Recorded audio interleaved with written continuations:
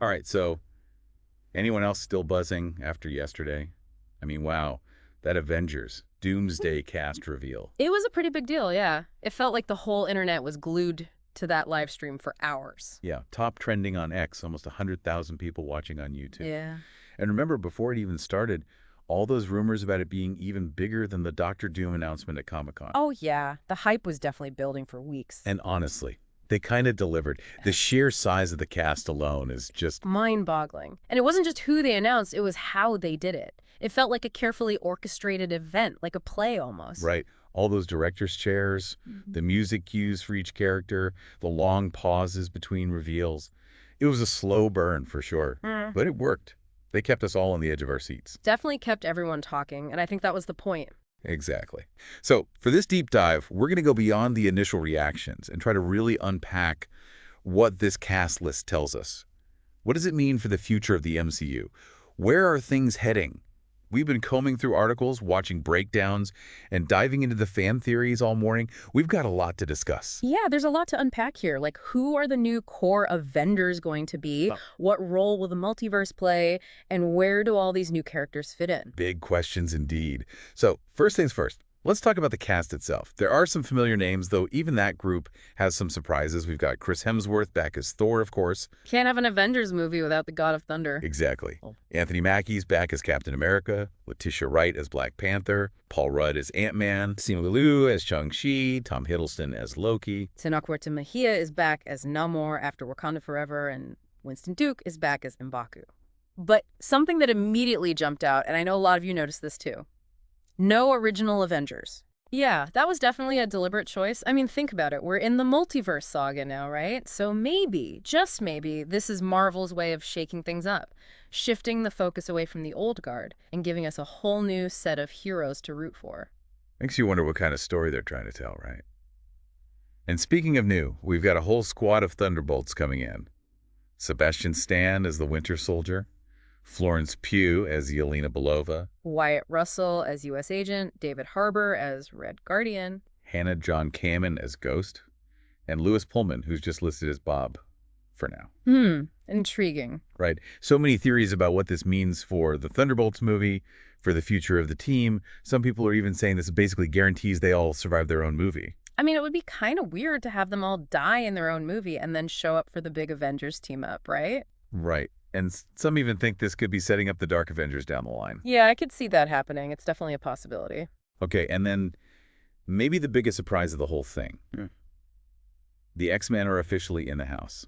We got Patrick Stewart back as Professor X, Ian McKellen as Magneto, James Marsden as Cyclops, Rebecca Romijn as Mystique. Alan Cumming as Nightcrawler, Yeah. Kelsey Grammer as Beast, and get this, Channing Tatum as Gambit. Wow. Now that's a blast from the past. I know, right?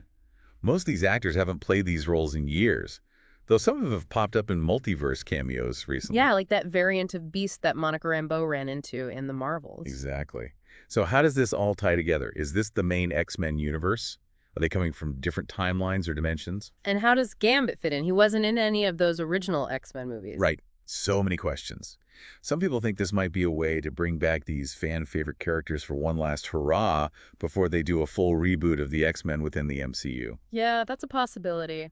It could be a way to give the fans what they want while still keeping their options open for the future. And, the Gambit thing is interesting. Some people are pointing to that deleted scene from the Deadpool and Wolverine movie as a possible connection. Oh, yeah, that scene where they... I won't spoil it for those who haven't seen it, but it could definitely tie in. All right, moving on. We've also got the Fantastic Four finally making their grand entrance. Pedro Pascal as Mr. Fantastic, Vanessa Kirby as the Invisible Woman, Joseph Quinn from Stranger Things as the Human Torch, and Ebon Moss-Bachrach as the Thing. Solid cast all around. There's a lot riding on them to finally deliver a good Fantastic Four movie after the previous attempts. Yeah, let's just say the Fantastic Four haven't had the smoothest transition to the big screen so far. But with this cast and with the MCU's track record, I think there's reason to be optimistic. Some people are even theorizing that they might be introduced separately, coming from different universes initially. That would be interesting. It would allow them to really flesh out each character before bringing them together as a team. And then the final reveal, the one that really sent shockwaves through the internet. Robert Downey Jr. is back as Dr. Doom.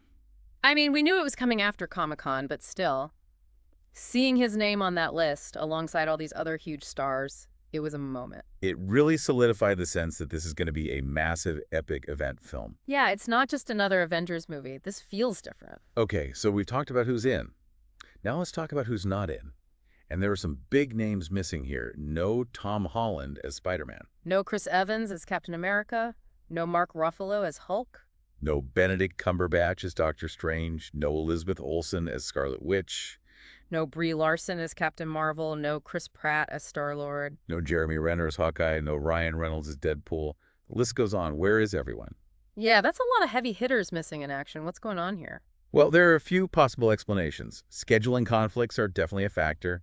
Tom Holland is busy filming the next Spider-Man movie, for example. And Benedict Cumberbatch has hinted that Doctor Strange has a big role to play in Secret Wars, so maybe they're saving him for that. Right. Plus, we know there were some rewrites after Jonathan Majors' departure, and that might have affected the involvement of characters like Doctor Strange and Scarlet Witch. It's a shame, but it's also understandable. These things happen in big productions. And, some people have pointed out that there aren't a lot of major magical or mystical characters in this lineup besides Loki and Doom.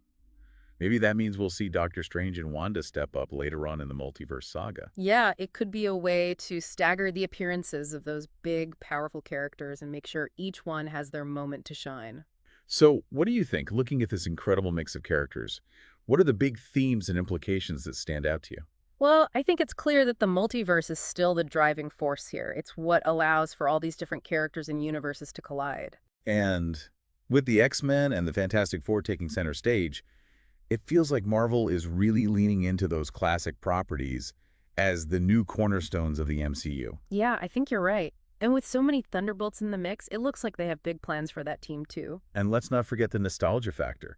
Bringing back the original X-Men cast is a huge deal for a lot of fans. Definitely. It's a smart move. It taps into that sense of nostalgia while also paving the way for a new generation of X-Men stories. And, there's a theory going around that this massive cast reveal might have been a way to get ahead of potential leaks. Oh yeah, with a production this big, filming in the UK, it would be almost impossible to keep everything under wraps. And maybe they decided to just announce everything up front and control the narrative. Makes sense. It's better to be proactive than reactive in these situations. And speaking of control, it sounds like Robert Downey Jr. has been very hands-on with his Dr. Doom role. He's been doing a lot of research, developing the character's backstory. He even helped convince the Russo brothers to come back and direct. That's interesting. It sounds like he's really invested in this project. And here's the cooker. Robert Downey Jr. himself hinted on Instagram that there might be even more Marvel news coming. More? Oh. What else could there be? This cast is already massive. Who knows? But it definitely leaves us with a lot to speculate about. And that's the fun part, right? Trying to figure out what Marvel's next move is going to be. Exactly. So, to sum it all up for you all out there, this Avengers Doomsday cast reveal was a game changer. We saw a huge emphasis on the X-Men and the Thunderbolts, the triumphant return of Robert Downey Jr. as Dr. Doom, and some surprising absences that have left us with a lot of questions about the future of the MCU. So what are your thoughts? What stood out to you the most? What are your theories about the missing characters? And how do you feel about the return of the original X-Men cast? Let us know in the comments. Yeah, we want to hear from you. This is a huge moment for the MCU, and we're all in this together. Now, here's a final thought to leave you with. If this massive cast isn't even the full story, what other surprises might Marvel have in store for us? What other characters might make a surprise appearance? What other universes might collide?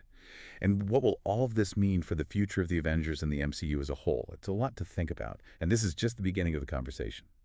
We're in for a wild ride, folks. Buckle up. We'll see you next time for another deep dive.